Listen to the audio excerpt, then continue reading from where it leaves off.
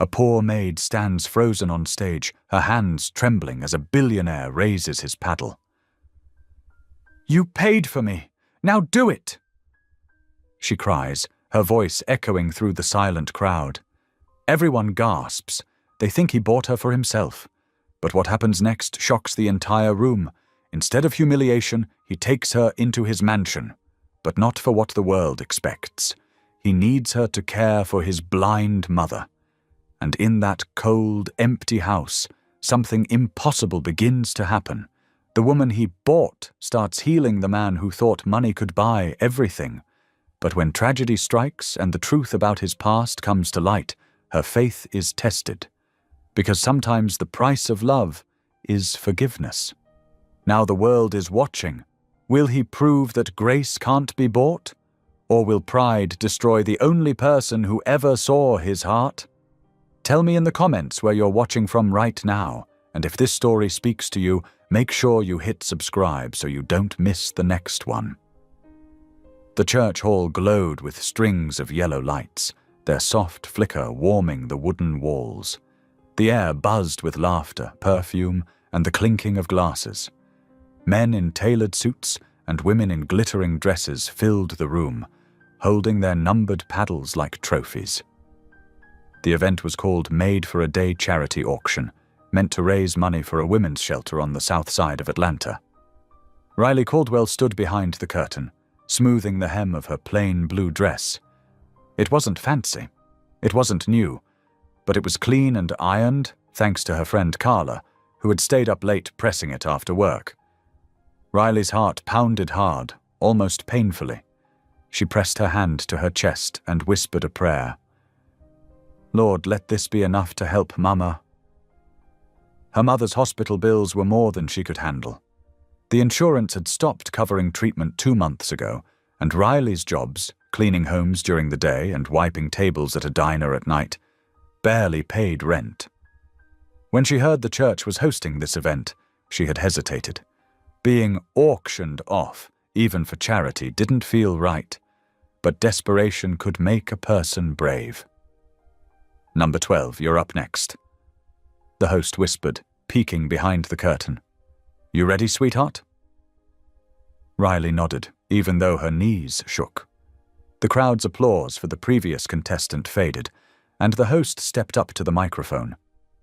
"Next, we have a very special volunteer," he said in his cheerful, practiced tone.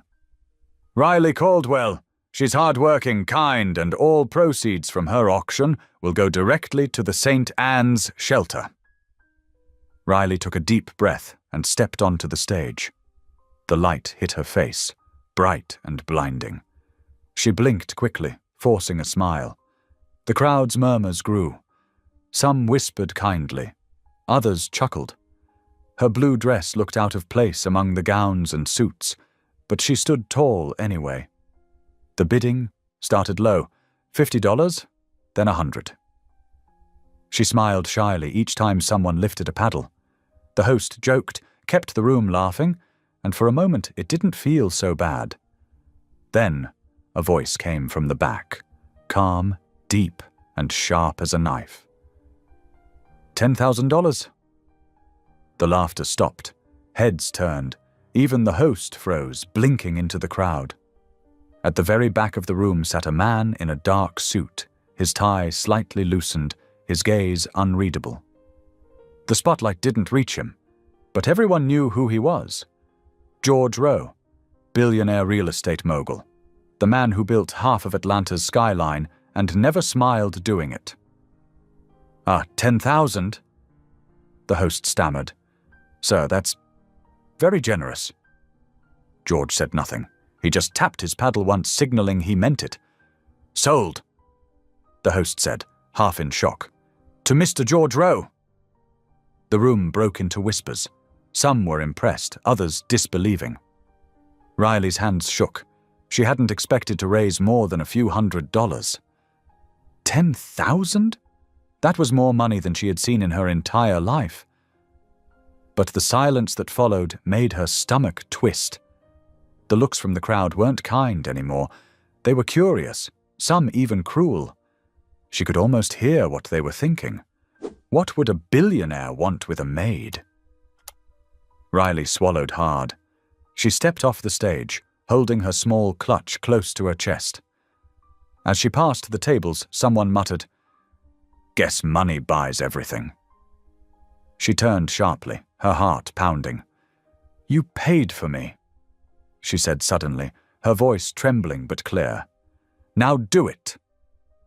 Gasps spread through the room like wildfire. Her words had come out wrong. She meant, "Let me work. Let me earn it." But that wasn't how it sounded. Faces turned, some shocked, others smirking. George rose slowly from his chair.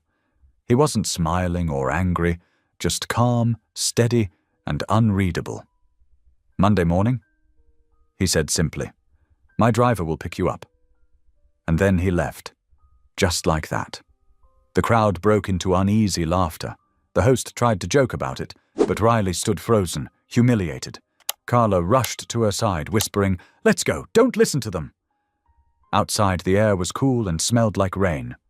Riley pulled her thin coat tight around her shoulders. Her mind raced. $10,000. If the church kept its promise, that money could help the shelter and pay for one of her mother's treatments. But what had she just agreed to? That night, she couldn't sleep. The sound of her mother's weak breathing filled the small apartment. Riley sat beside the bed, brushing the older woman's graying curls off her forehead. "Mama," she whispered, "I think I made a fool of myself." Her mother stirred faintly.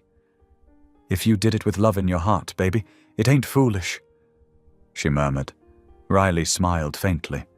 "He's rich, Mama. Like, rich. I don't even know what he wants."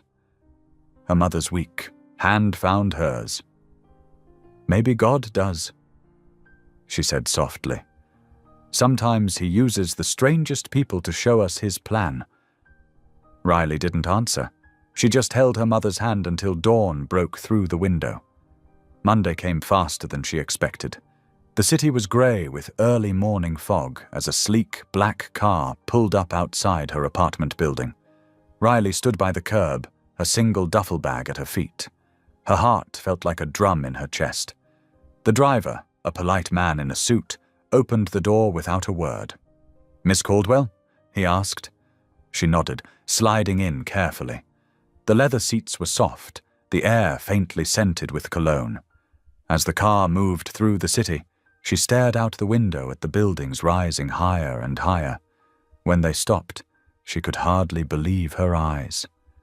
The mansion stood on Peachtree Hill, tall and elegant, surrounded by perfectly trimmed hedges and gates that gleamed in the sunlight. She hesitated before stepping out. The front door opened before she reached it. A woman in her 50s, with kind eyes and grey-streaked hair, smiled warmly. "You must be Riley," she said. "I'm Skylar. Come in, dear. Mr. Rowe's expecting you." The inside of the house was like another world. Polished floors, quiet halls, and light pouring in through tall windows. But it felt cold too, the kind of cold that came from silence, not temperature. George appeared at the top of the stairs, dressed in a grey suit.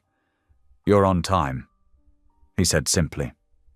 "Yes, sir," Riley replied, her voice small. He looked at her for a long moment, then nodded toward the back of the hall. "You'll be caring for my mother. She's blind and needs someone patient. Skylar will show you around." That was it. No small talk, no smile, just orders. Riley followed Skylar through the house, still taking in the details. The spotless furniture, the soft ticking of a clock, the faint smell of lemon polish. "Don't mind him," Skylar said kindly. "He's a good man under all that marble." Riley gave a small smile. "He doesn't seem too happy." Skylar sighed. "He used to be once." When Riley met George's mother later that afternoon, she was sitting in a sunlit room, surrounded by potted plants. Her hair was silver, her eyes cloudy but kind. "You must be the new girl," she said with a smile. "Yes, Ma'am," Riley said softly. Would you read to me? Riley hesitated, then picked up the Bible lying open on the table. She began to read, her voice calm and steady. When she finished, the older woman smiled. You sound like peace, she said. That night, after helping Skylar prepare dinner, Riley sat by her window, watching the city lights shimmer below. Somewhere in that big house, George Rowe was probably in his office, still working. She whispered again, Lord, if you brought me here for a reason, please, help me find it. Morning light slid across the hardwood floors like a quiet river. Riley woke to the soft glow that touched the far edge of the guest room, the curtains moving with a small breath of air from a vent. For a moment, she did not know where she was. The sheets felt too smooth. The room was too still. Then memory rose like a tide. The auction, the long car ride, the tall house on the hill, and the old woman with the gentle voice who asked her to read scripture at sunset. Riley sat up, pressed her palms together and whispered, Thank you for a new day. She brushed her hair, tied it back with a plain band, and smoothed the skirt of her simple grey dress. Her mother would have told her to stand tall and smile. So she did. The hallway outside her door smelled faintly of lemon and clean linen. From somewhere below came the soft clink of cups and the muted rhythm of footsteps on tile. She followed the sound to the kitchen. Skylar stood at the stove with an apron tied neat around her waist, stirring a pan while steam drifted up like a small white cloud. The older woman looked over her shoulder and smiled in a way that warmed the room more than the stove did. Morning, honey. Skylar said, You're right on time. I like that. I was worried I'd be late. Riley replied, I don't know the routine yet. You'll know it by heart by Friday. Skylar slid eggs onto a plate, added sliced fruit, and set the dish on the counter. Mrs. Rowe likes oatmeal and berries, tea with honey, and the psalm of the day. We let her choose the psalm. She says God's got a menu for every mood. She let out a soft laugh. She's right. Riley smiled. I'll try to keep up. You'll do more than that. Skylar passed her a tray. You'll help this house breathe again. They carried breakfast up the wide stairs. At the top, the world held its breath. The long runner rug, the heavy frames on the walls, the air that sounded like a hush in a church. Skylar tapped lightly on a door. Good morning, Mrs. Rowe, she called. Breakfast and a helper who reads like sunshine. A thin voice on the other side replied, Send the sunshine in. They entered the room. It had tall windows, white curtains, and plants along the sill, a little jungle of green. Mrs. Rowe sat in a chair by the light. Her hair lay in a silver wave, and her cloudy eyes pointed toward the window like she could still see the day if she tried hard enough. Riley set the tray on a small table and moved to kneel beside her. Good morning, Mom. Is that you, dear? Mrs. Rowe's hand moved in the air, looking for a familiar shape. It's me, Mom. Riley. May I hold your hand while you eat? You may hold my hand even when I'm not eating. Her thin fingers found Riley's and settled there, light but sure. What does the sky look like? Blue and soft. Riley answered, like a quilt just washed and hung to dry. Good. Mrs. Rowe said, I'll wear that in my mind. Skylar poured tea and adjusted the pillow behind the older woman's back. Psalm? Psalm 27. Mrs. Rowe said, It is brave. Riley opened the leather-bound Bible on the table. The pages felt thin, like wings. She read, slow and steady, her voice filling the room without pushing against it. The Lord is my light and my salvation. Whom shall I fear? As she read, the sunlight slid a little higher up the curtains. She finished, closed the book, and looked up to find Mrs. Rowe smiling. You do sound like peace, the old woman said again, as if the words were a blessing she wanted to repeat. A movement in the doorway caught Riley's eye. George stood there in a crisp blue suit, his tie straight, his expression set like a guard at a gate. He had the look of a man who lived inside his schedule, not beside it. "Mother," he said, voice even. "Do you need anything else?" "I have tea, scripture, and a kind hand." Mrs. Rowe replied, "I am rich." Something flickered across his face, there and gone. He nodded once. "I'll be late tonight." Then he turned his gaze to Riley, not unkind, not kind either. "Skylar will show you the house routines. If you need supplies for Mother, ask the office. Security will clear deliveries." "Thank you, sir," Riley said. He left without another word. The room seemed to exhale when he was gone. Skylar touched Riley's shoulder. "Come along, and I'll put the house in your hands." They walked the halls. Skylar explained how laundry moved from the upstairs chute to the downstairs room, how fresh flowers came on Wednesdays, how the gardener left a basket of herbs at the back door every Monday and Friday. "We keep the kitchen simple," she said. "Healthy, fresh, not fussy. He eats quick, she eats slow. You'll learn the difference between fuel and food." "Fuel and food," Riley repeated with a small grin. "I like that." They passed a door at the end of a quieter hall. "Office," Skylar said. "That's where Mr. Rowe does his thinking. If the door is closed, let it stay closed." She paused. "If it's open and he looks lost, ask if he wants coffee. He won't say he needs it, he'll say yes." "I understand." Skylar opened a linen closet. Rows of sheets, towels, and blankets sat like soldiers at attention. She handed Riley a set of cream sheets. "Guest room 3 needs a refresh. Start there. After lunch, we'll see about the garden." "The garden?" Skylar's eyes brightened. "It's out back. No one has loved it in a while. That's a shame. It used to sing." After making up the guest room, dusting frames, straightening books, and quick wiping the banister, little touches that made a place feel tended, Riley returned to the kitchen. She washed her hands at the sink and looked out the window.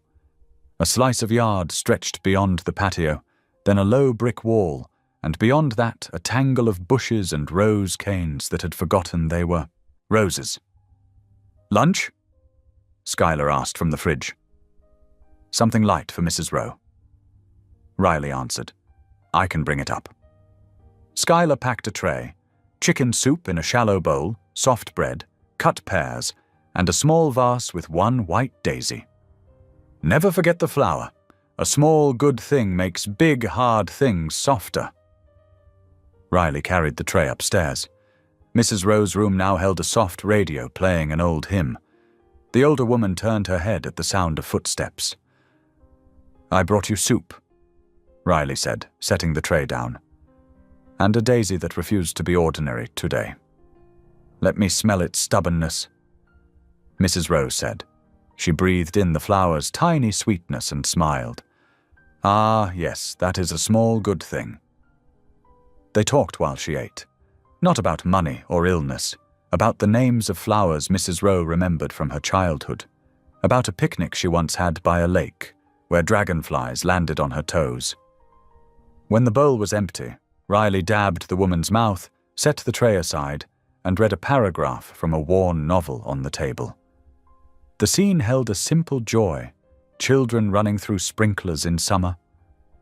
Mrs. Rowe laughed once, low and short, like a bell that had been asleep. "I think you brought summer into February," she said. By late afternoon, when the house grew quiet in that way that big houses do, Riley stepped outside through the kitchen door. The air held a little bite, but the sun did its best to soften it. She crossed the patio and walked to the garden. The path was edged with bricks half sunk by time. The roses had grown wild and threw thin arms in all directions. The dirt wore a hard coat, but the bones of beauty were still there, the curve of a bed, the promise of a corner meant for sitting, the old iron bench beneath the maple. Riley knelt and pressed her fingers to the soil. "We can do this," she said, like she was talking to a friend who needed courage. She worked by instinct. She clipped dead stems, gathered broken branches, and freed a rose cane caught under itself. She tugged gently, as if waking a sleeping child. Under the top crust of dry dirt, the earth felt damp and cool. A worm turned and retreated, which, in a garden, was good news. Her breath settled. The quiet wrapped around her shoulders like a shawl. Somewhere deep in the house, a door opened and closed. She kept trimming, kept listening to the birds that dared each other to sing. Footsteps walked across the patio. She did not turn right away. She wanted to finish the branch in her hand. When she sat back, she found George standing a few paces away. He looked out of place among leaves and daylight. The suit fit him like a uniform he didn't take off. "You garden," he said, not a question. "I try," she answered, and rose to brush dirt from her knees. "If you listen, plants tell you what they need." "What do they need?" "Air, light, water, patience." She smiled a little. "People aren't that different." He stared at the rose bush. "No one cared for this since my wife." His voice dropped on the last word, like it weighed more than the others. He blinked, and the guard came back to his face. "Let the yard crew handle it." "I don't mind," she said. "It helps me breathe."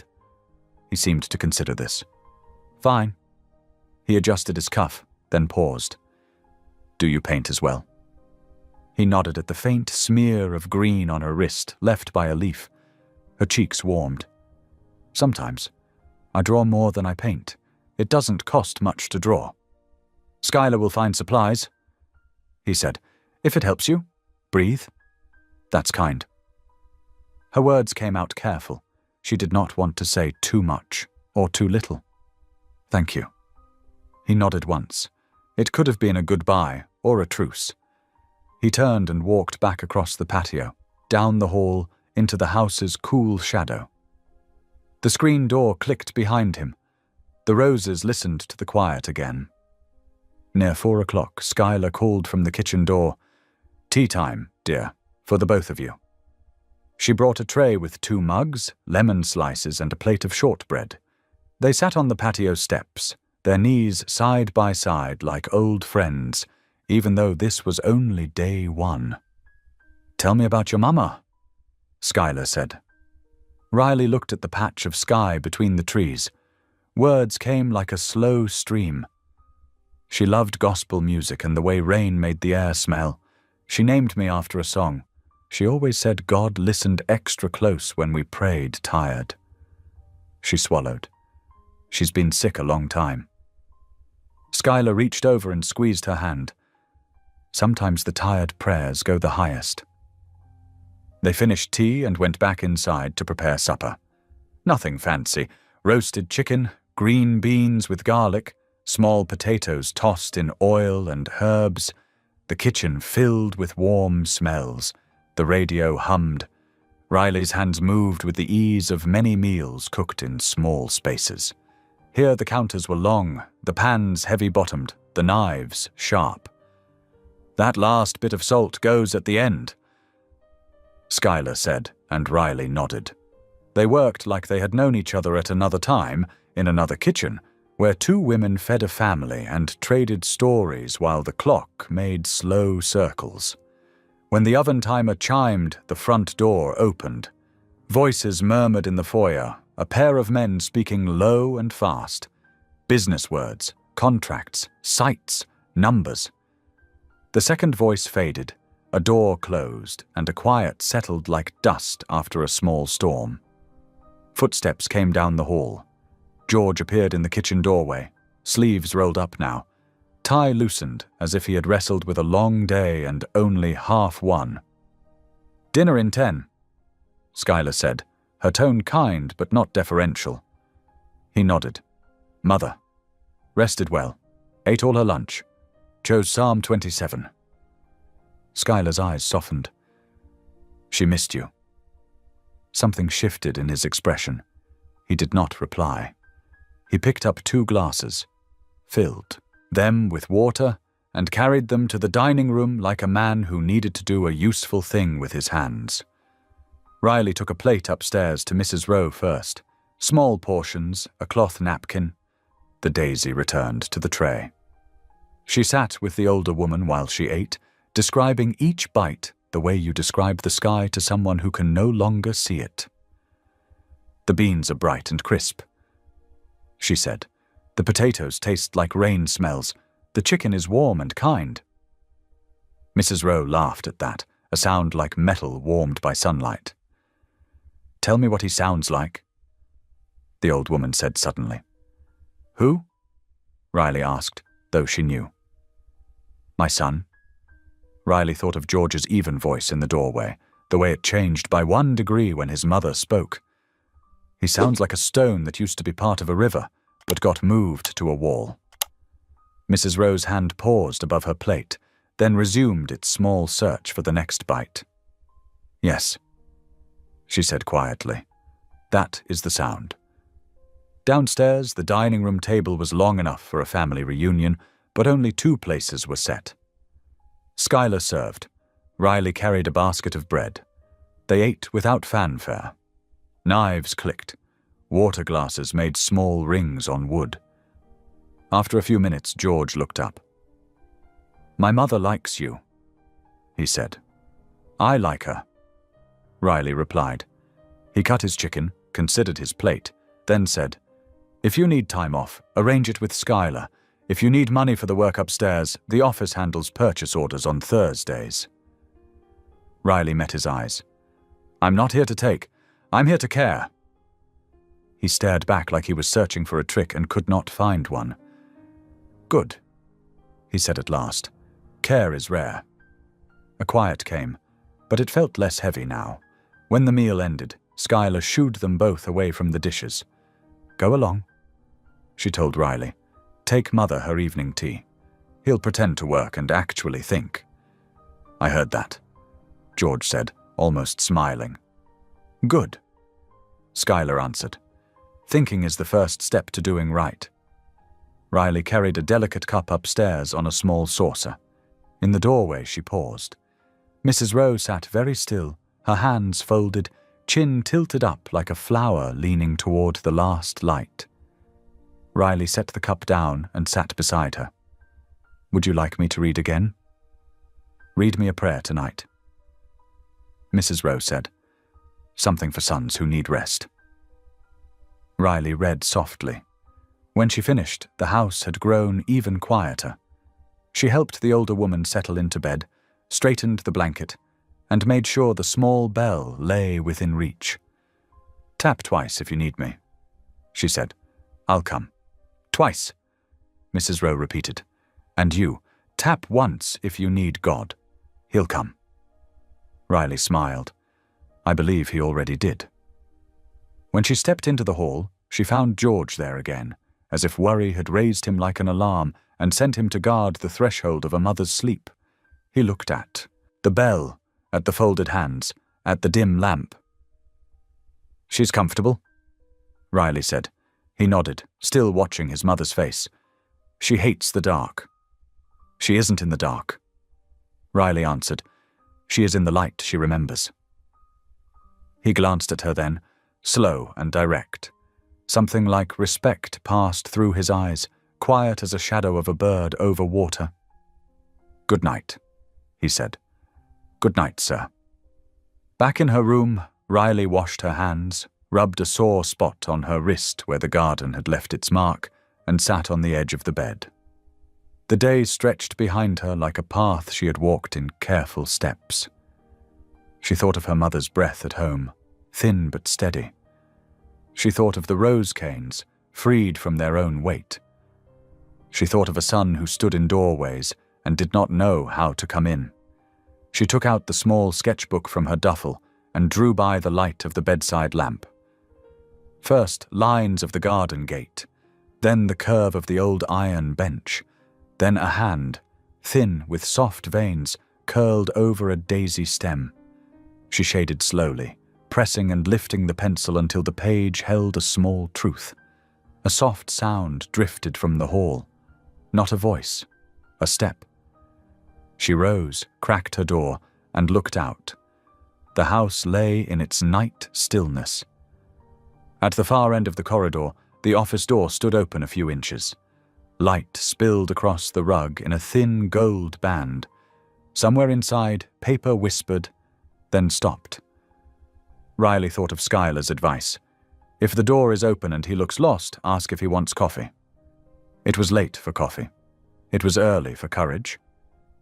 She closed her door and leaned her forehead against the wood. "Not tonight," she whispered. "Let him keep his quiet. Let me keep mine." She turned off the lamp and lay down. The ceiling breathed with the slow pulse of the vent. The city's glow made a pale stripe where the curtains parted. Her body felt used in a good way, like a tool put back on its hook after a job that mattered. She folded her hands over her chest and let a simple prayer climb out of her. Take care of Mama. Take care of the woman upstairs. Take care of the man who doesn't know how to ask. Sleep came like a soft coat. She sank into it. In the office, George sat at his desk with the lamp low.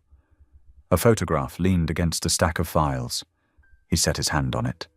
The woman in the frame smiled in a summer dress, hair lifted by a small wind. He had not looked at the picture this long in months. He did not cry. He did not move. He only breathed and listened to the house breathe with him. Down the hall, Schuyler checked locks, set the alarm, and turned the kitchen light off, leaving only the under-cabinet glow like a nightlight for a child. She stood for a moment at the sink and rested her hands on the counter. "Thank you," she said to a room that had no ears, and to a God who did. For small good things. Outside, the garden lay under the cool night. The rose canes, newly freed, tapped each other lightly in the breeze. The old bench held its place like a faithful friend. A single star shone through the gap in the maple. If a person had stood there, they might have heard the leaves tell each other, "Tomorrow we try again." Morning would come, and with it more scripture, more tea, more careful steps along the long, bright halls. But for now, the mansion on Peachtree Hill slept, and everyone inside held their own kind of hope, the kind you keep quiet, the kind that grows even when no one watches. The first sounds of morning drifted through the mansion like a soft song, water running through pipes, the distant hum of the coffee maker, a door closing quietly somewhere upstairs. Riley opened her eyes before the alarm could sound. She had always been an early riser. Years of dawn cleaning shifts had made her body an expert at waking before the world. She slipped out of bed, wrapped herself in her cardigan, and knelt by the window. Outside, the horizon was brushed with pink and gold. A light fog hung above the garden, resting gently on the roses she'd trimmed the day before. She whispered, "Thank you for this morning," then stood, feeling steadier than she had in days. Downstairs, Schuyler was already busy. The kitchen smelled like toast and cinnamon. "You're up early again," she said, pouring batter onto a skillet. "I thought I'd have to drag you out of bed by now." Riley smiled as she washed her hands at the sink. "Can't sleep past sunrise. My mama used to say blessings travel with the morning breeze." Schuyler chuckled. "Then let's catch some." Together they moved in quiet rhythm, Schuyler whisking eggs, Riley slicing fruit, the two of them humming along to the soft gospel playing on the radio. When breakfast was ready, Riley carried the tray upstairs to Mrs. Rowe's room. The older woman was already awake, sitting by the window with her head tilted toward the light. "I heard the birds before the coffee," she said. "That's how I know it's going to be a good day." Riley smiled. "They're singing louder today, Ma'am. Maybe they're showing off." Mrs. Rowe laughed, a sound like wind chimes on a porch. "Then I'll let them win. Read me a verse before we eat, dear. Something bright." Riley opened the Bible and read from Psalm 100. Enter his gates with thanksgiving and his courts with praise. Give thanks to him and bless his name. The words rolled softly across the room, filling it with warmth. When she finished, Mrs. Rowe reached out and patted her hand. You remind me that faith can be music, even when the world is quiet. Just then, footsteps echoed in the hallway. George appeared at the doorway, still in his running clothes, a towel slung around his neck. His face was flushed from exercise, but his eyes were focused, sharp as always. Morning, Mother, he said. His gaze flicked to Riley briefly before resting on his mother. You slept well. Well, enough, Mrs. Rowe said with a smile. The girl keeps me company. She's better than any nurse you've hired. George's lips curved slightly. I can see that. Then, more formally to Riley, he said, I'll need fresh coffee in the office in 15 minutes, please. Yes, sir, she replied. After he left, Mrs. Rowe shook her head. That boy never stops moving. You'd think rest was a sin. Riley chuckled softly. Maybe he's scared of standing still. Maybe he is. Mrs. Rowe agreed.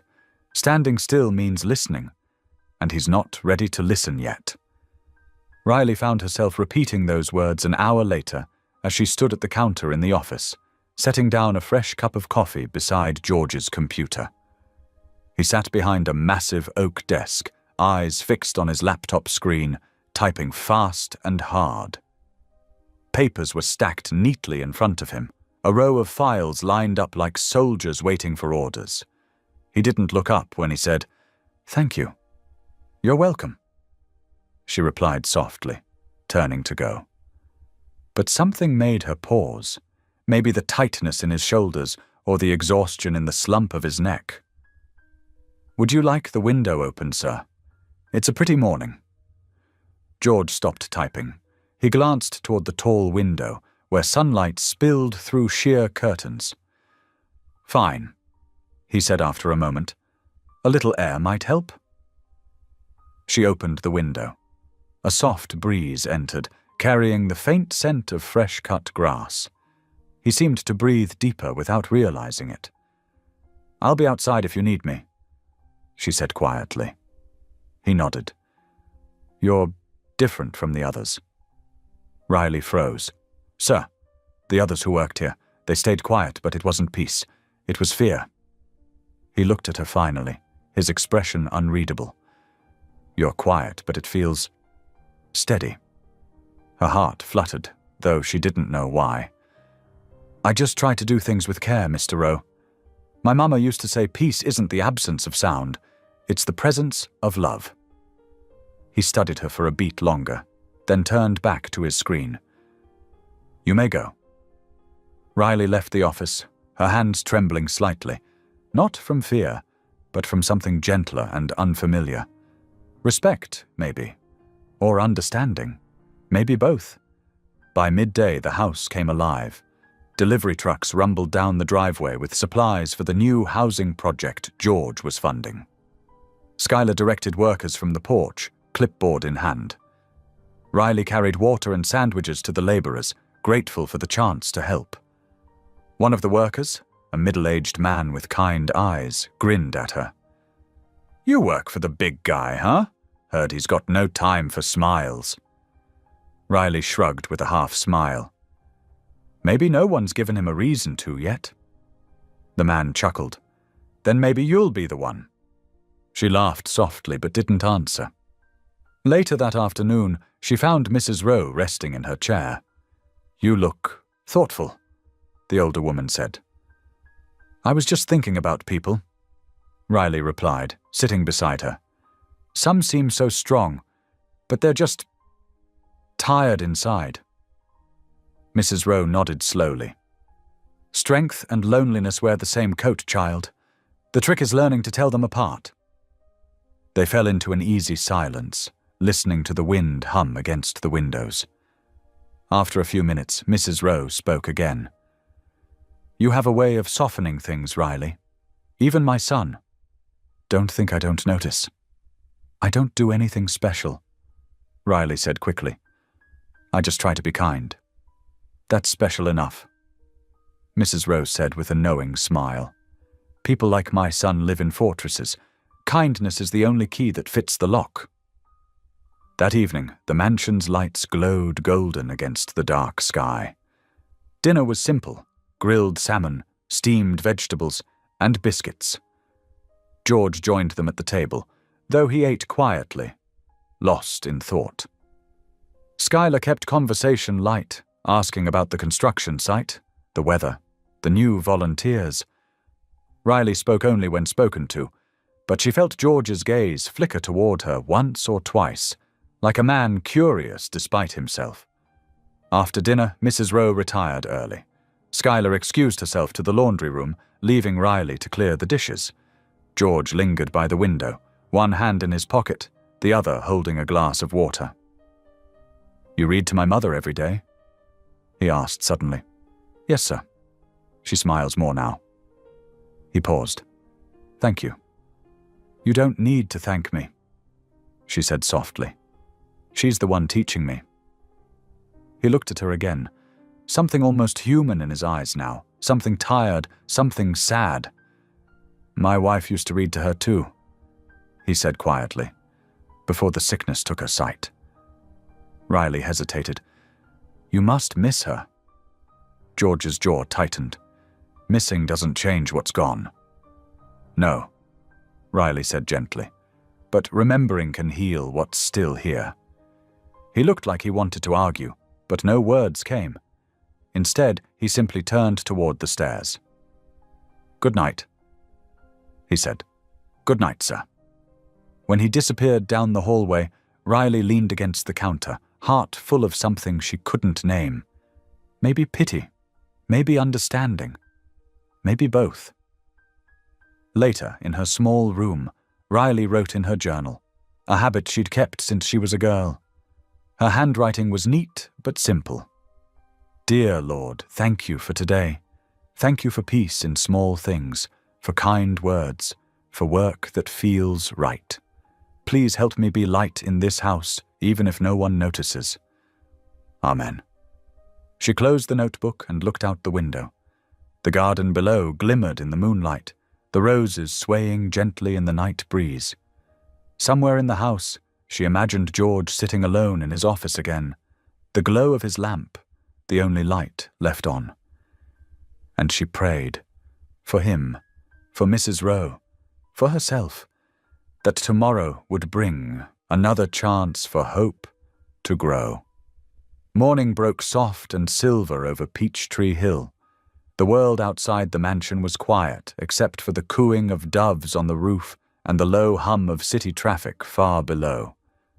Riley stood by the kitchen sink, her hands in warm water, humming an old hymn her mama used to sing, the kind of tune that sounded like hope whispered under breath. She didn't notice George standing at the doorway until his voice startled her. You sing, he said simply. Riley looked up, startled but smiling. I didn't know anyone was there. I'm sorry, Don't apologize, he said, setting his mug on the counter. The house hasn't sounded that alive in a long time. The compliment, if that's what it was, caught her off guard.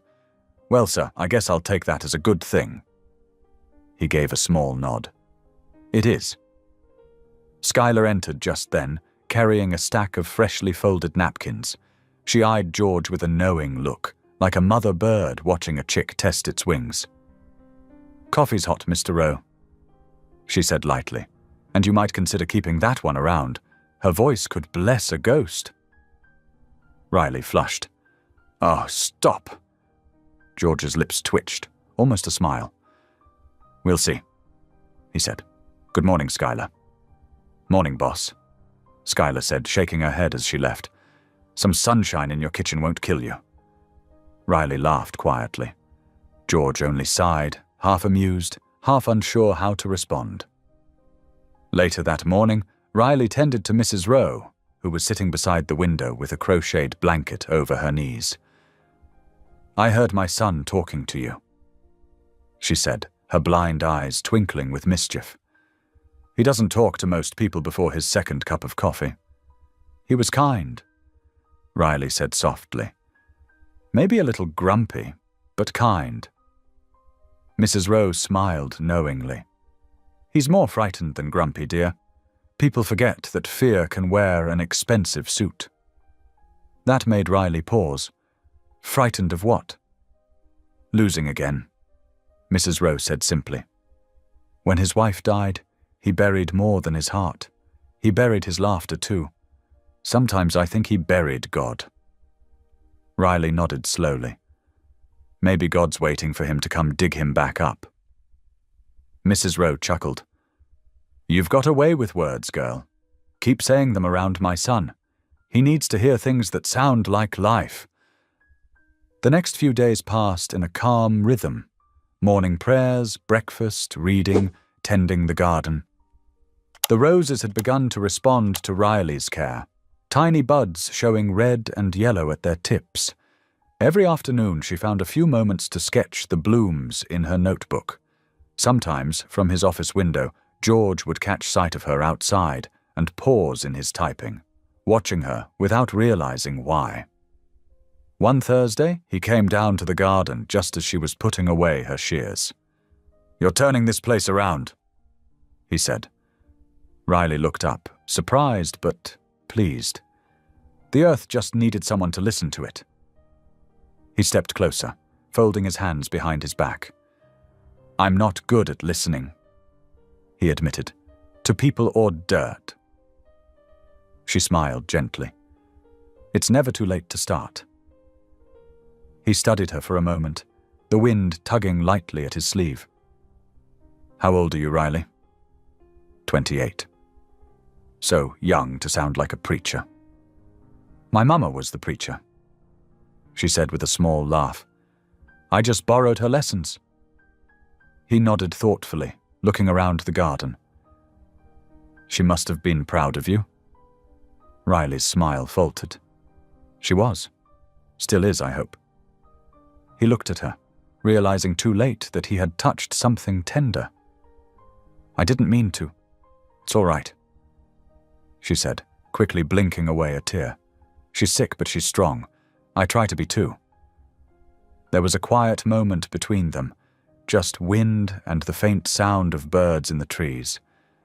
Then he said, If you ever need anything, you can ask. I'll remember that, she said softly. Thank you.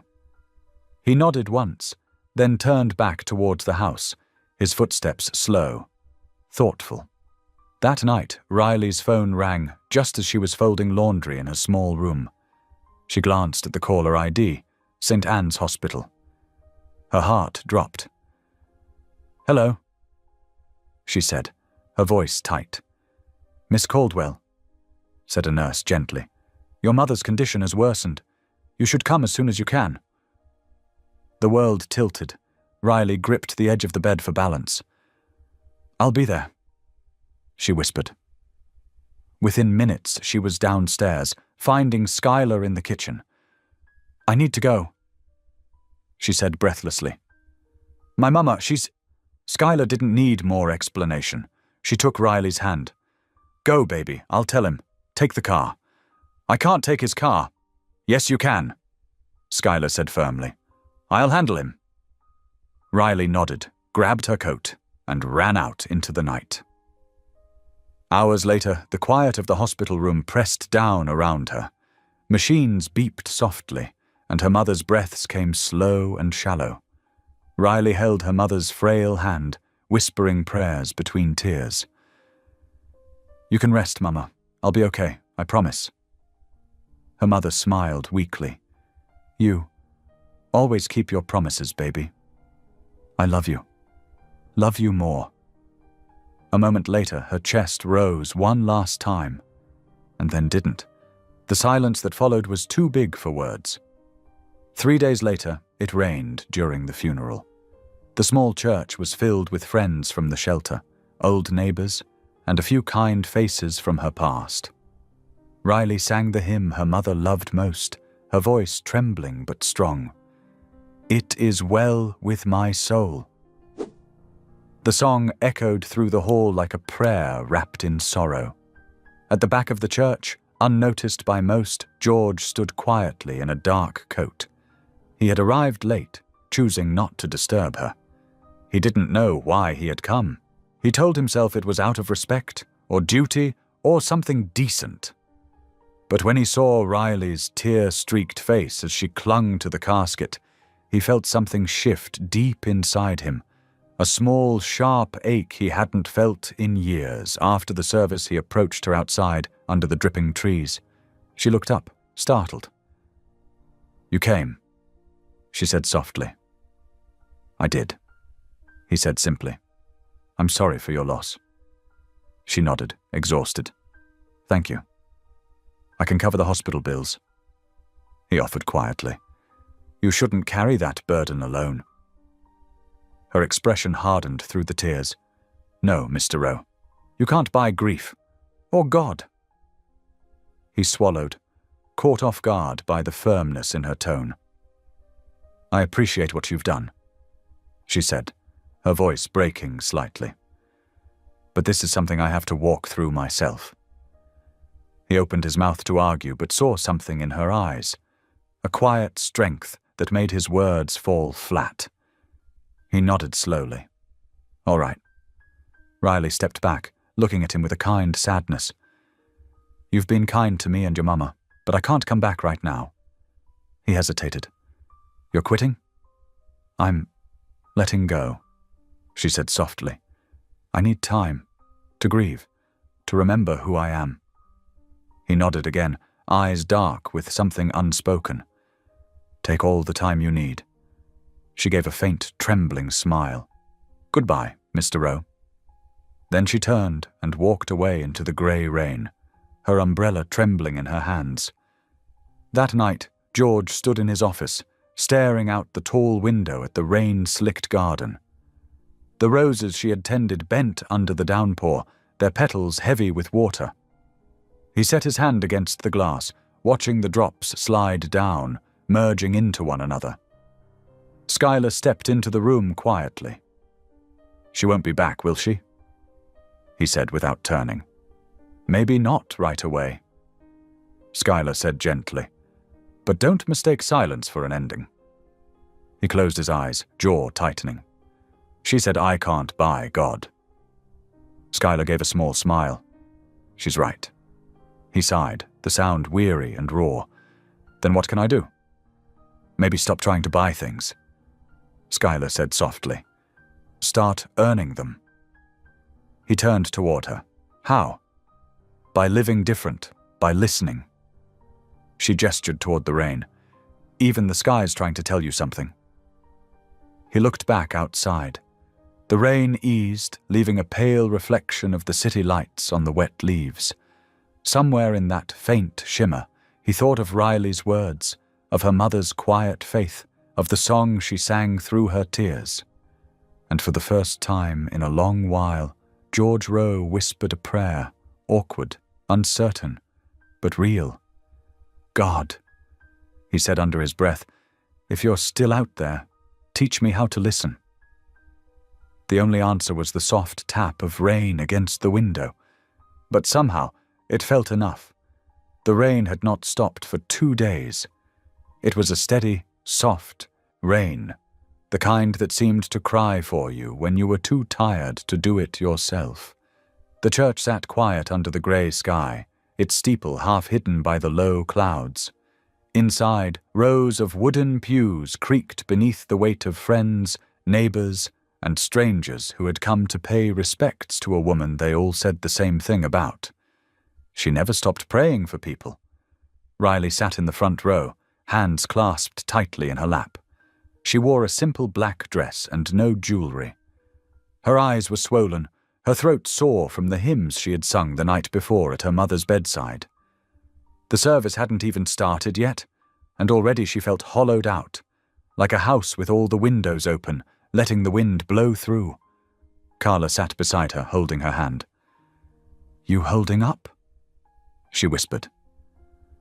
"I'm trying," Riley said softly. but I don't know what I'm supposed to do next." "Just breathe," Carla said. "That's enough for today." At the back of the church, unnoticed, George Rowe slipped inside. His coat was damp from the rain, his shoes quiet on the floorboards. He took a seat near the back, away from the crowd. He wasn't sure what made him come. He told himself it was out of respect, out of decency. But deep down, he knew there was more to it. Something about Riley's absence from the mansion had made the house colder, emptier, as if she had taken the light with her when she left. The organ began to play softly, and everyone stood. The pastor's voice filled the room, calm and kind. "Today we remember a woman who gave more than she had, and loved deeper than most people ever dare." As the pastor spoke, Riley listened but didn't hear. Her mind wandered through memories, the smell of her mama's cooking, the sound of her laughter, the warmth of her hands when she prayed over Riley as a little girl. Each memory was a thread, pulling her between joy and pain. When it came time to sing, she rose to her feet. Her voice was weak at first, but when she began the old hymn, "It is well with my soul," something inside her steadied. Her tone grew clear, rich, and full of faith. The congregation joined her softly, and even George, sitting in the back, felt his throat tighten. He bowed his head, ashamed that he had come expecting to stay untouched. When the song ended, the pastor stepped forward again. "Her daughter wishes to say a few words." Riley walked slowly to the pulpit, hands shaking as she held a small, folded paper. She looked out at the sea of faces and swallowed hard. "My mama didn't have much," she began, "but what she did have, she gave away. To her neighbors, to the church, to anyone who needed it. She used to say, 'Riley, love isn't something you keep. It's something you give until it hurts.'" Her voice trembled, but she kept going. "She taught me how to love when it was hard, and she taught me to trust God even when I couldn't see a way forward." Her eyes lifted, tears glistening. "I don't understand why she had to go, but I know she's not hurting anymore, and I know she'd tell me to stand tall, smile, and keep helping people who've lost their way." She paused, voice breaking. "So I will." A quiet murmur of "Amen" rippled through the crowd. Riley folded her paper, stepped down, and returned to her seat. Carla put an arm around her, and they sat in silence as the service ended.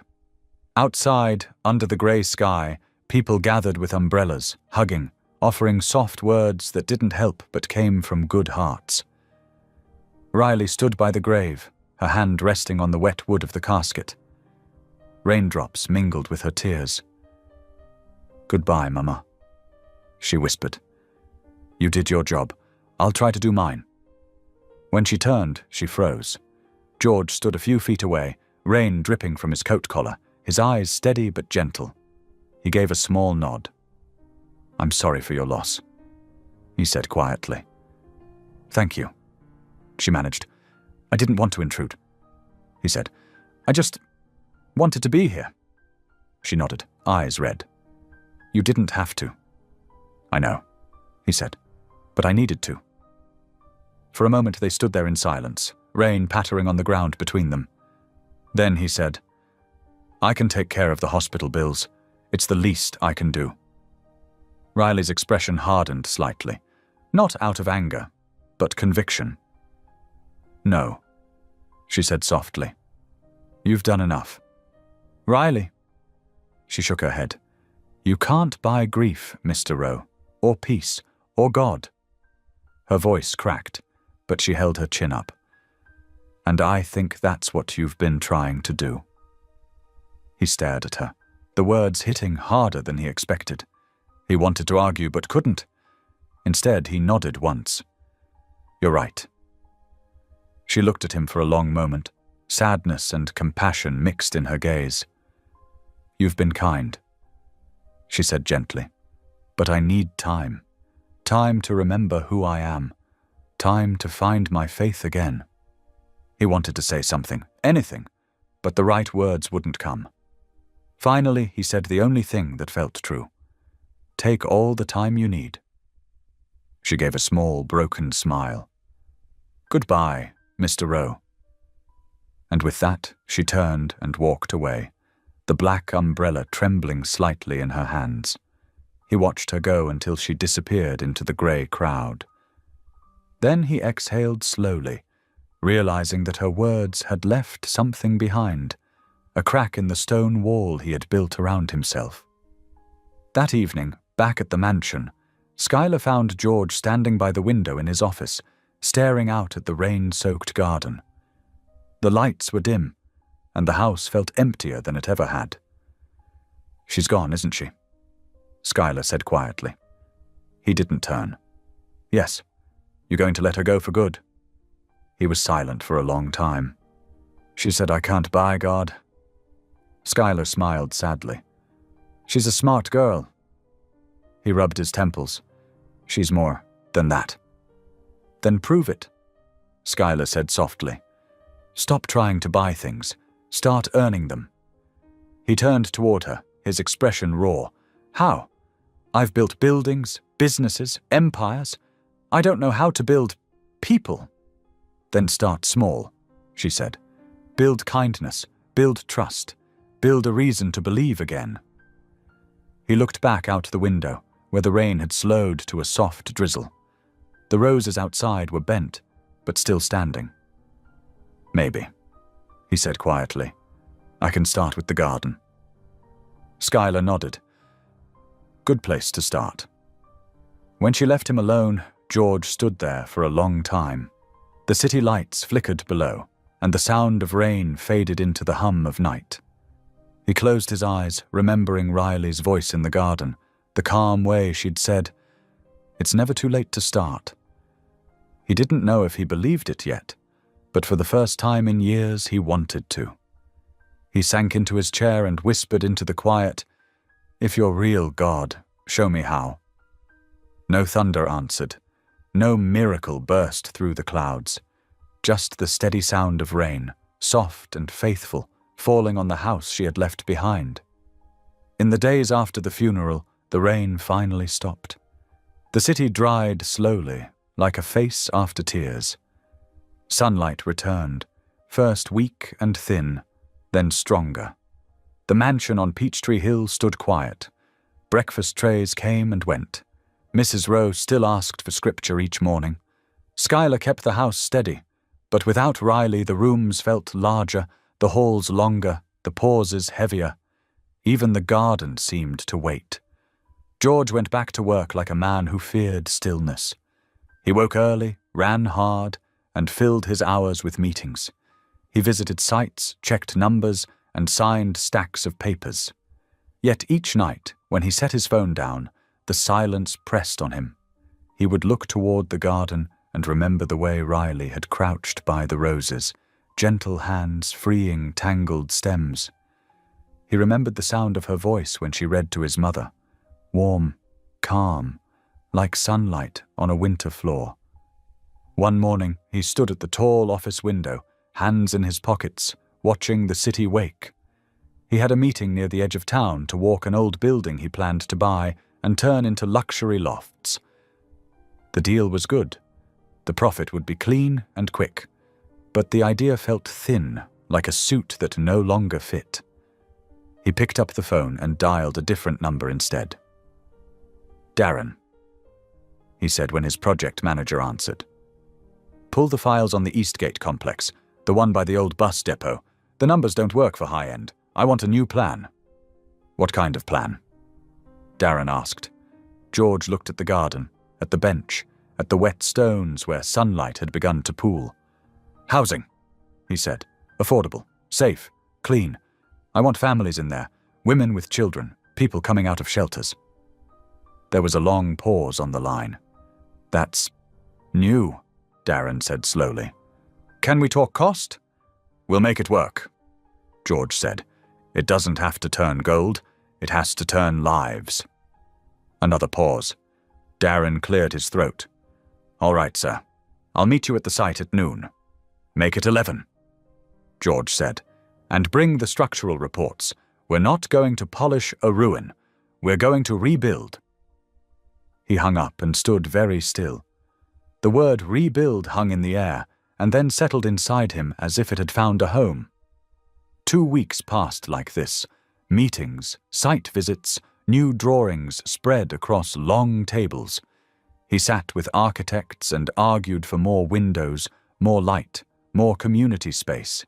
He asked for laundry rooms on each floor and a small play area in the courtyard. He ordered long tables for a future community kitchen and wrote a note to himself that simply said, "Hire councillors." When someone asked why, he surprised himself by saying, "Because roofs alone don't fix storms." On a grey Friday, after walking the Eastgate site with Darren and the city inspector, George drove alone to the outskirts for one more pass at a different property, a run-down strip of buildings near the highway. He had looked at it months ago and said no. Today he wanted to see it again. The road there curved past a motel that had seen better years. The paint peeled.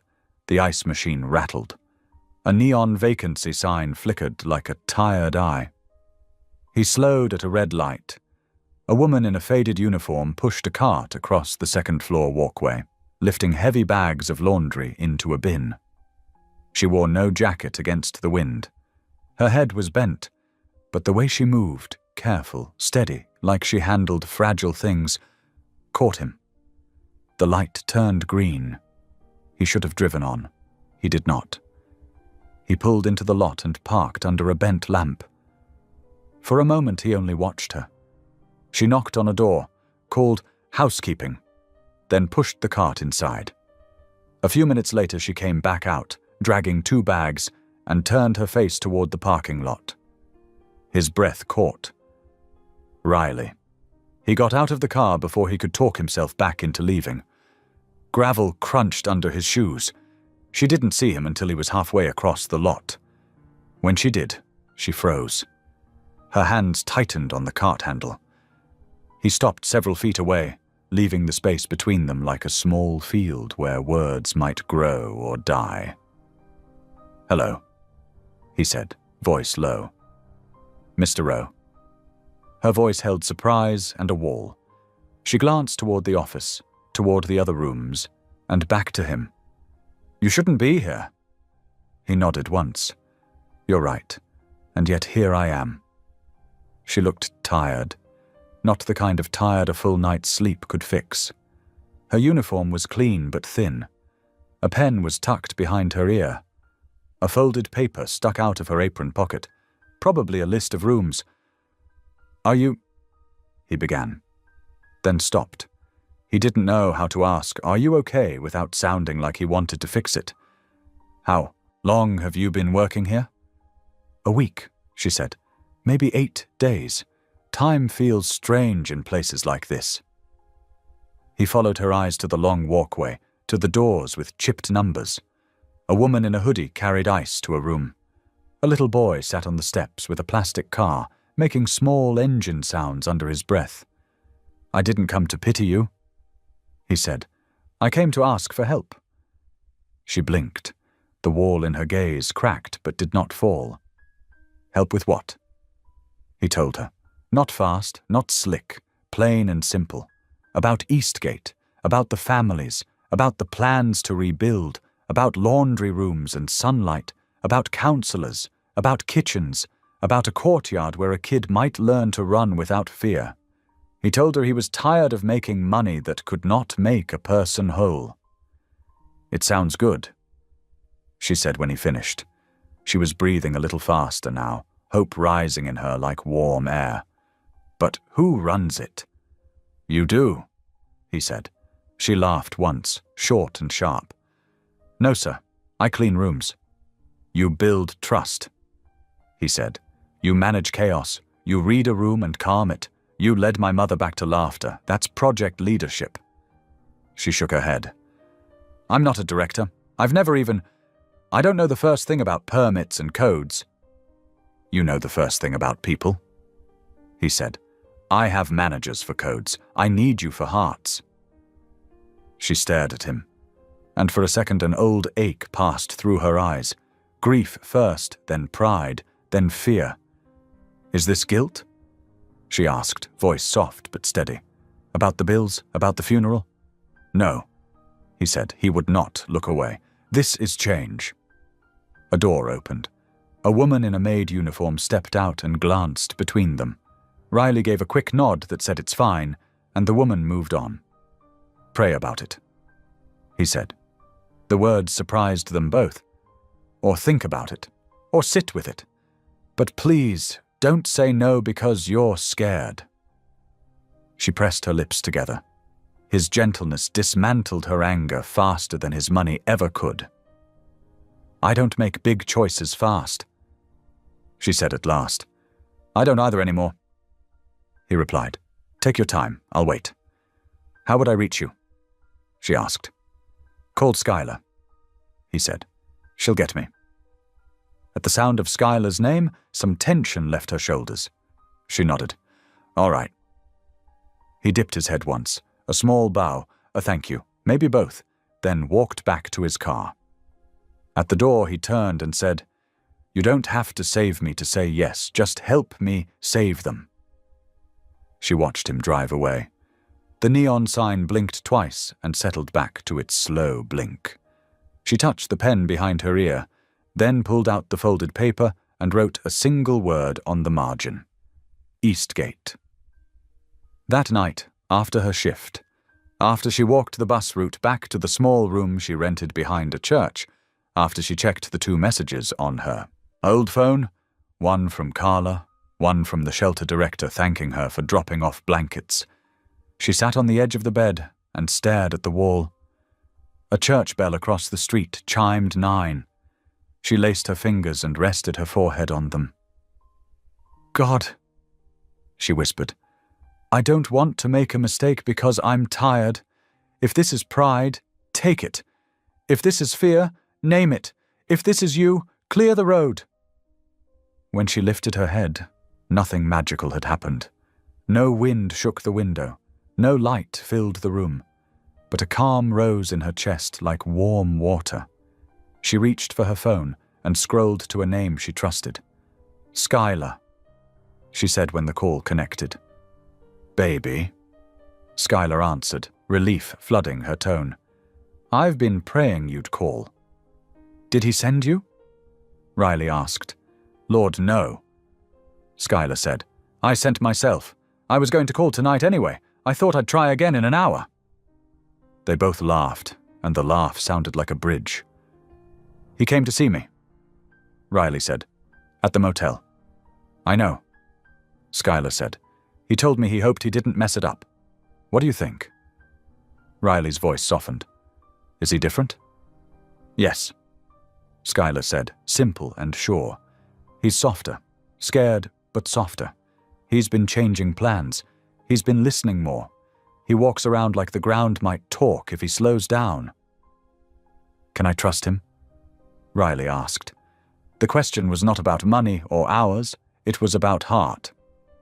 "You can trust what he's building right now," Skylar said. "And you can trust me to stand between you and any sharp edges." Riley exhaled. "He wants me to run the project." "I know," Skylar said, a smile in her voice. "I told him you were already running most hearts in a 3-mile radius." "I've never done anything like this," Riley said, the panic rising now that the idea was real enough to hold. "What if I fail? What if they need more than I have?" "They will," Skylar said. "And then God will show up with the rest." Silence held them for a moment. It was not empty. It was steady, like a hand on a shoulder. "I'll meet you tomorrow," Skylar said. "He'll be at the site in the afternoon. Come see. Don't promise. Just walk the ground." "All right," Riley said. "Tomorrow." The next day was clear and cool. Riley woke before dawn, braided her hair, and put on clean jeans and a plain sweater. She packed a peanut butter sandwich and an apple into a brown bag. On the bus, she watched the city slide by. Brick schools, corner stores, murals with bright faces. She felt small and large at the same time, like a seed that knew it could become a tree. Skylar waited for her at the corner by the old bus depot. She wore a denim jacket and held a thermos. "Hot chocolate," she said, pressing it into Riley's hands. "Coffee lies. Hot chocolate tells the truth." They stood together and looked at the Eastgate complex. It was a long, low curve of buildings wrapped around a cracked courtyard. Windows were broken and boarded. The grass had turned to patches of dirt. A swing set leaned like a tired man. But Riley could see, even from the sidewalk, where light would fall if the windows were clean. She could imagine children's voices stitching across the space. "Walk it," Skylar said. "See if it speaks." They went through the chain-link gate and stepped onto the courtyard concrete. A crew was already there, 2 architects with clipboards, a young woman measuring doorways, a foreman pointing at a beam. George stood near the center of the yard in a flannel shirt and work boots, sleeves rolled to his forearms.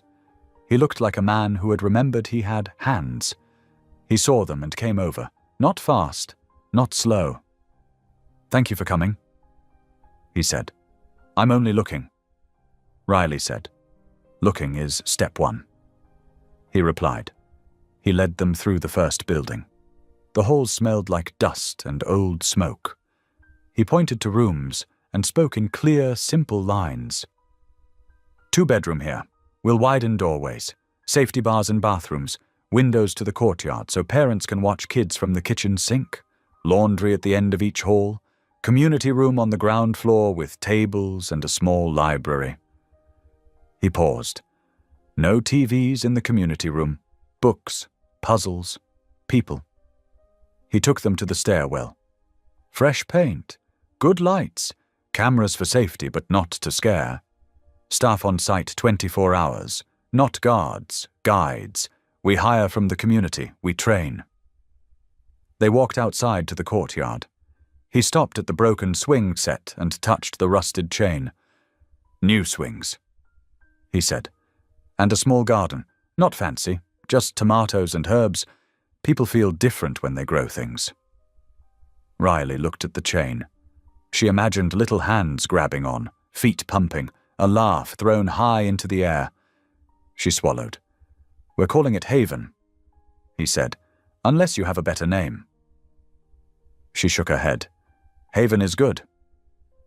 "You would have control of operations," he said. "Not alone. No one can carry that alone. But you would set the tone. You'd build the program. You'd sit with the people who come through the door and ask them what they really need. And then we'd try to give that." "What if what they need is a thing we don't have?" she asked. "Then we find it," he said. "Or we build it." They stood in a grey patch of sunlight and listened to a saw start up 2 buildings over. Riley held the thermos with both hands. "And if this fails?" she asked quietly. "Then we learn," he said. "We fail forward, but we won't quit." She stared at him for a long moment. He didn't fidget under her gaze. He didn't try to sweeten the air with extra promises. He just stood there, steady, like a post set deep. "Okay," she said at last. Her voice surprised her. It sounded like someone who had chosen a road, not someone who had been pushed down one. "I'll try." Relief flickered across his face. Not victory. Relief. "Thank you. I need a month-to-month at first," she said quickly, practical now that the hard yes had been spoken. "I want a probation period. I want a say in the people we hire, and I want someone to sit with me when I don't know what to do." "You have all of that," he said. "And you have Skylar whenever you need her." "I already knew that part," Riley said, and Skylar squeezed her arm. "Come at sunset," George said. "When the crews clear out, I want you to see the light on these bricks. It might help you dream." She went back to the motel long enough to turn in her apron. She told the manager she had been offered a job at a housing project. The manager stared at her like she had spoken another language, then said, "Good for you. Come by for a reference if you need one." Riley thanked her and went to a small room to pack her few items into a tote. 3 shirts, a Bible, a sketchbook, and the photo of her mother in a frame made from glued shells. By late afternoon, she returned to Eastgate. The crews had gone. Dust lay like flour on the steps. The air had cooled, and the sky wore the kind of blue that made you want to breathe deeper. George waited near the courtyard, hands in his pockets, looking at the buildings as if they were speaking, and he didn't want to miss a word. "You came," he said. "I said I would," she replied. They walked the curve of the courtyard slowly. The sun slid lower and warmed the brick until it looked almost soft. Shadows fell long from the few trees that still stood. A stray cat stepped out from under a bench, considered them, and moved on. "Why this?" she asked, nodding at the buildings. "You could have kept doing what you know. What pays?" "I was tired of spending myself on empty," he said. "And because of you." She glanced at him. "Because of me?" "You said I couldn't buy God," he said. It felt like an insult. It was a mercy. It broke something that needed breaking. They reached the center, where the ground dipped and rain had left a shallow, dry-edged pool. He stopped there. She did too. "My wife used to talk about places like this," he said. "She wanted me to build one. I told her we'd get to it when the market was right." He let out a breath that sounded like regret turned into air. "The market never became more right than my pride was wrong." Riley said nothing. Some confessions did not need answers. They needed witnesses. He straightened and looked at her. "Will you walk this with me? Not just today. Not just until the ribbon cutting." He shook his head. "I don't even want a ribbon. I want keys in hands." She looked at the bricks, the beams, the broken swing. She looked at the sky holding the last bright line of day. She thought of her mother's voice. Stand tall, smile, help people who've lost their way. She felt the weight of fear and the greater weight of calling. Then she nodded. "I'll walk it," she said. "And when I can't, I'll sit. And when I can't sit, I'll pray. But I won't quit. Neither will I," he said. They stood without speaking as the sun slipped and the first streetlights flickered on. The courtyard shifted from gold to blue.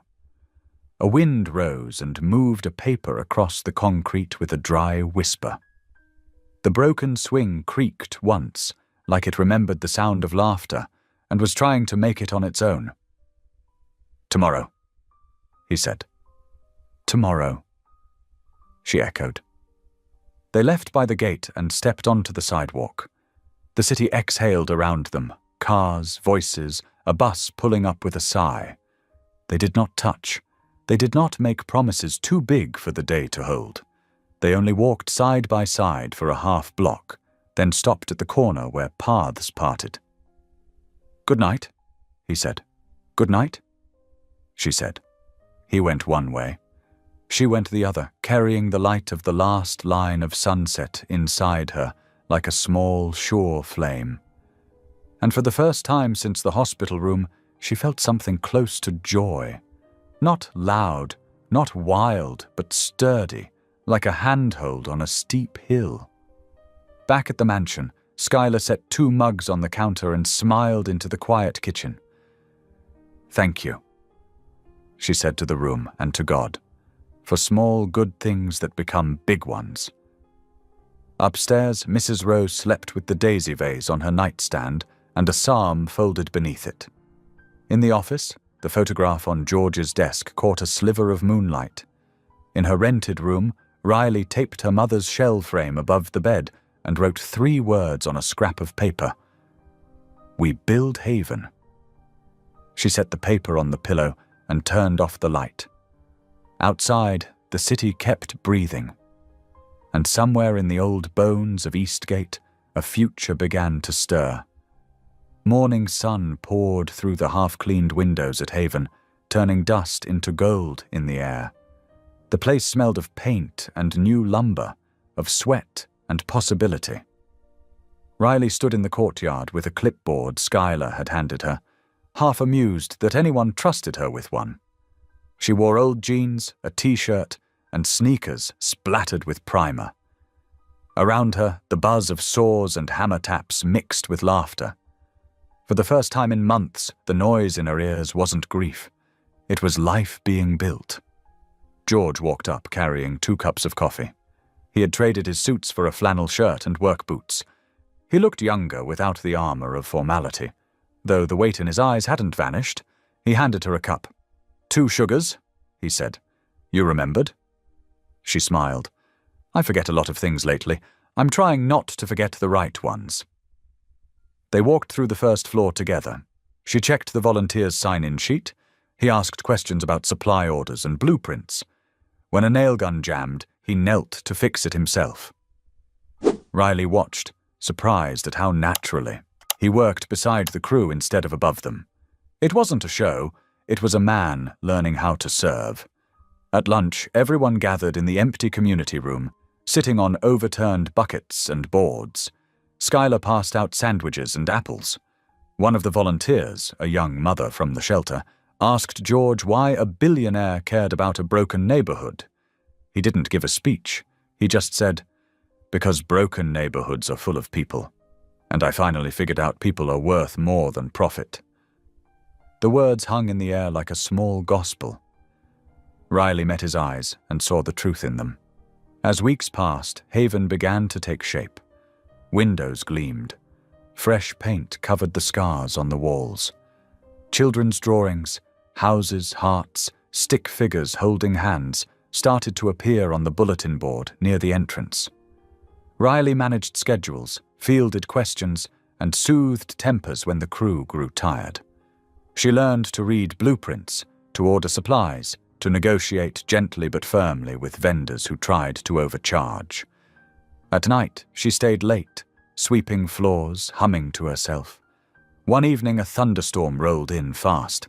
Power flickered and went out just as the last crew left. Riley grabbed a flashlight and started checking rooms.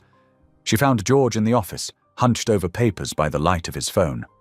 Rain lashed against the windows. "You should head home before it gets worse," she said. "I'll stay until the generator's up." He replied. "I'll stay too," she said. "2 heads can trip the same fuse." They laughed. The power stayed out. The thunder rolled closer. She found candles in a box and lit them, setting 3 on the floor between them. The small light made their shadows stretch up the walls. For a while they worked in quiet, checking wiring diagrams, marking spots that needed repair. The candlelight made his face look softer, almost peaceful. After a long silence, he said, "My wife hated storms. She said thunder was God reminding us he's bigger than we think. I used to laugh at that." Riley looked at him. "Do you still laugh?" "No?" he said. "Now I listen." She nodded. "Maybe that's the start of believing again." He smiled faintly. "You sound like my mother." "That's a compliment," she said. "She's got wisdom tucked in every wrinkle." The storm eased. In the warm, flickering light, he looked at her and said, "You know, when you left, I thought I was angry. But it wasn't anger. It was shame. You showed me what faith looks like, and I didn't know how to face it." "You didn't have to face me," she said gently. "You just had to face yourself." "I'm learning," he said. "Good." She whispered, "That's what this place is about, learning how to start again." They sat until the rain slowed and the first hum of the generator filled the building. When the lights blinked back on, she blew out the candles. Neither spoke of the moment, but both carried it like a small flame inside. The next morning, Skylar arrived early and found them already working. She smiled to herself and didn't tease. Mrs. Rowe's health had begun to decline, and Skylar split her time between the mansion and the project. Your mama asked for pictures," she told George, handing him her phone. He scrolled through photos, Riley with volunteers, the new garden beds, the painted walls. His eyes misted. She'd be proud? Skylar said, "She already is." Riley added. He cleared his throat and said, "Let's make sure she lives to see the ribbon cut." By mid-afternoon, the storm clouds were gone, replaced by crisp blue sky. They worked until dusk, painting the last section of wall in the courtyard. George held the ladder. Riley painted a verse above the entrance in simple block letters. "Hope is the light that stays." He read it aloud and nodded. Perfect. As the sun went down, they sat on the steps of the courtyard, watching the colors fade. The city lights flickered in the distance. George passed her a bottle of water. "We're almost there," he said. "We are," she agreed. "And not just with the building." He looked at her then, the evening light soft on his face. "You've changed everything, Riley." She smiled. "No, you just finally let God in." He chuckled. "Maybe so." A breeze lifted her hair, carrying the faint smell of paint and earth. She looked out at the rows of windows catching the last rays of sunset. "This place used to be a ruin," she said quietly. "So was I," he replied. They sat until the lights came on in the courtyard. Somewhere inside the building, a child's laughter echoed, one of the volunteers' sons chasing a ball. Riley smiled. "That's the sound I want to hear here every day." "You will," George said. "We'll make sure of it." They stood and walked toward the gate together. The sky above them turned deep purple, scattered with stars. As they reached the street, Riley looked back once more at Haven, its windows glowing like small hearts in the night. She felt peace settle over her shoulders like a blanket. "Tomorrow," she said softly. "Tomorrow," he echoed, and they parted, each carrying hope that no storm could wash away. By late spring, Haven no longer looked like a construction site. It looked like a home. The scaffolding was gone. The walls gleamed with fresh paint, and flower beds lined the courtyard. New swings swayed gently in the breeze. The smell of clean wood and blooming jasmine filled the air. On the front gate hung a new sign made of polished brass. Haven, a place to begin again. Riley stood at the gate, clipboard in hand, watching a moving truck unload furniture for the last building. She wore jeans streaked with white paint, her hair pulled back, and a smile that reached her eyes. Around her, volunteers hustled to set up rooms. Beds, chairs, kitchen, tables, small touches that turned empty spaces into homes. Skylar arrived carrying a tray of lemonade and paper cups. "They're moving fast," she said with a grin. "You'd think angels were on payroll." Riley laughed. "They are. They just don't know it yet." The sound of footsteps echoed across the courtyard. George came down from the office wing, sleeves rolled up, clipboard tucked under his arm. He had a lightness about him now, a calm Riley hadn't seen before. When he caught her eye, he smiled, small but real. "How's the final count?" he asked. 43 families confirmed," she said proudly. 2 more expected by tomorrow. 45. He repeated the number like a prayer. 45 new beginnings. She nodded. "And not one of them bought with money." "Don't rub it in," he said, half laughing. Skylar handed him a cup of lemonade. "You two make a good team," she said. "Like bricks and mortar." George glanced at Riley. "She's the mortar," he said. "She keeps everything together." Riley shook her head, blushing. "And you're the foundation, sir." He tilted his head. "Only because you rebuilt it." Skylar chuckled. "All right, before this turns into a sermon, both of you get ready. The press will be here in an hour." "The press?" Riley asked, startled. It's just a small piece, George said quickly. A local paper wanted to cover Haven's opening. I'm not good with cameras, she said nervously. He smiled. Just be yourself. That's all anyone needs to see. When the reporter arrived, the courtyard buzzed with activity. The children of new residents played tag around the swings. Volunteers arranged flowers near the benches. Riley stood beside George as the reporter asked questions. What inspired this project? The reporter asked. George glanced at Riley before answering. A woman who believed faith could do what money couldn't, he said. She reminded me that broken things aren't useless, they're just waiting to be cared for. The reporter smiled, jotting notes. And who is this woman? George gestured toward Riley. She's the heart of Haven.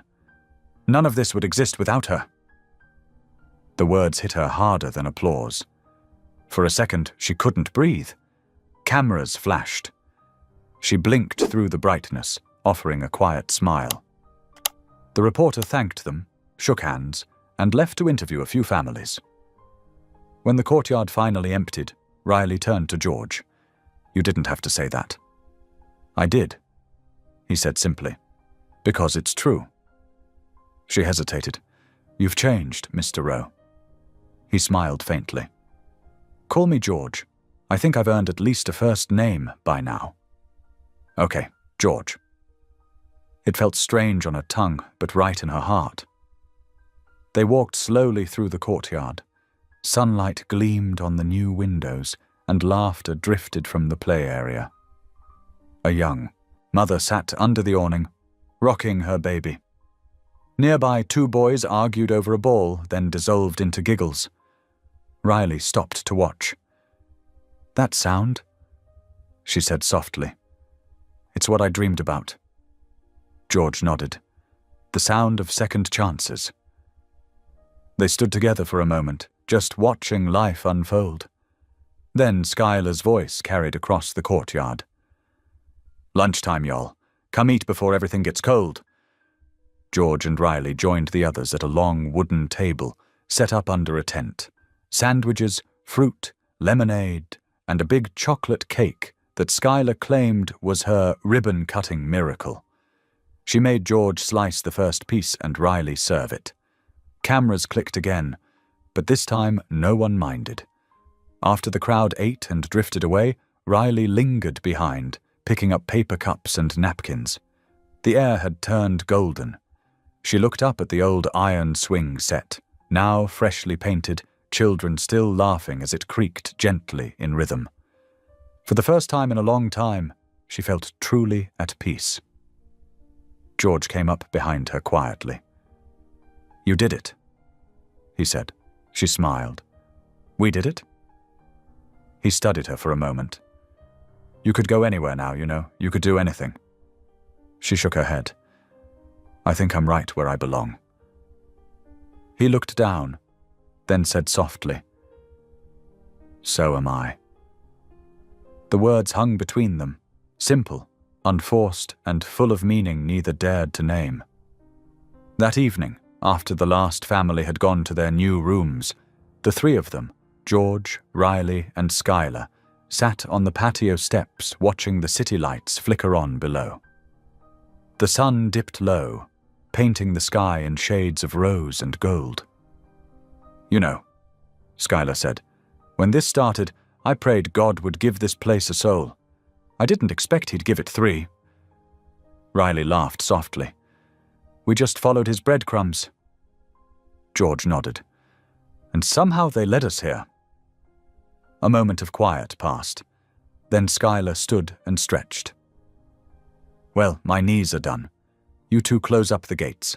I'm going home to soak in Epsom salt and gratitude. She squeezed Riley's shoulder. Don't stay too late, sweetheart.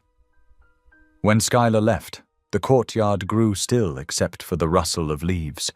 The glow of the lamplight cast soft halos around them. Riley turned to George. Do you ever think about what's next? Every day, he said, but for once I'm not rushing to find the answer. She nodded. That's a good place to be. He smiled faintly. You taught me that too. She looked away, embarrassed but touched. You give me too much credit. He shook his head. No, Riley, I don't give you enough. A long pause followed. Somewhere nearby, a child's laughter floated out a window. It faded into the night like a blessing. Thank you, she whispered. For what? For listening, she said. You didn't used to. He laughed quietly. And you didn't used to talk this much. They both smiled, easy and warm. As the first stars appeared, Riley stood and brushed off her jeans. Tomorrow we start the next phase, she said. What's that? He asked. Teaching the families to grow their own garden. She said. You can't have Haven without roots. I'll be there, he said. I know. They walked toward the gate together, their steps slow and sure. The world around them shimmered in soft starlight. Riley glanced back once at the building, the lights glowing gently in the windows like candles in a cathedral. Looks like a light on the hill, she murmured. George followed her gaze. It is, he said. And it's just the beginning. As they walked down the path, their shadows stretched long behind them, merging with the soft golden glow spilling out from Haven's windows, proof that even from the darkest places, light could rise again. The morning after the grand opening, headlines hit the news like stones in calm water. Billionaire falls for his maid. Charity project a publicity scam. The words flashed across every screen, paired with a photo of George and Riley laughing beside the swings. The article twisted kindness into manipulation, painting Haven as a ploy for redemption and Riley as a woman who'd played the sympathy card. Riley froze when she saw it on her phone. Her heart dropped, her hands trembling. Around her, workers whispered. Volunteers stared. The joy that had filled Haven only hours earlier turned to thick, uneasy silence. Skylar stormed into George's office, newspaper in hand. This is filth, she said. You need to shut this down. I'm trying, George said, his voice low but tight. Lawyers are on it. The story came from Daniel Kessler, my old partner. He's been waiting for this. Downstairs, Riley faced the women from the shelter, who now looked at her with uncertainty. I swear, none of it's true, she said softly. This place is real. But she could see the doubt in their eyes. By evening, donors began pulling funding. 2 contracts were cancelled. The phone rang non-stop. George stayed late, answering every call, his voice hoarse, his patience fraying.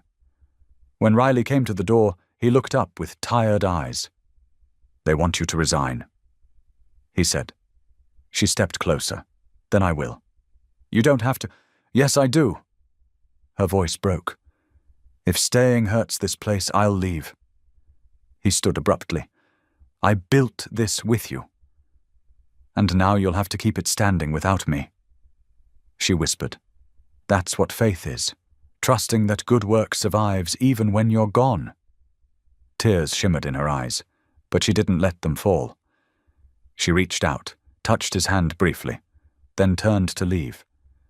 He watched her walk down the hall, past the mural that read, Hope is the light that stays. That night, George sat alone in the empty courtyard. The lights glowed faintly across the wet pavement. He remembered her voice, her laughter, the way she'd knelt in the garden months ago, whispering to the soil like it could heal. Now it was his turn to whisper. Don't let me fail her, God, he said into the night. Not again. Only the wind answered, soft, steady, carrying the faint scent of roses she had planted. Months passed. Haven survived, but barely. Donations slowed, projects paused, and George poured his savings into keeping the lights on. He moved into one of the empty units, trading his penthouse for a small room with a creaky bed and a single lamp.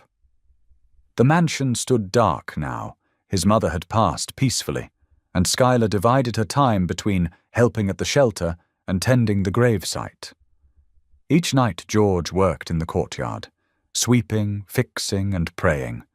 Sometimes he heard echoes of Riley's laughter in the halls and wondered if Grace could still find him. One rainy evening, while serving dinner in the community kitchen, he heard a voice behind him. Soft, familiar, steady. "Need a hand?" He turned. Riley stood there, hair damp from the rain, apron in her hand. She looked stronger somehow, older in spirit, lighter in heart. For a moment he couldn't speak. "I heard Haven was still standing," she said gently. "Thought maybe I could help hold it up." His voice cracked. "You don't know how many nights I prayed you'd walk through that door." She smiled faintly. "Maybe I heard them." They worked side by side, serving soup, wiping tables, washing dishes.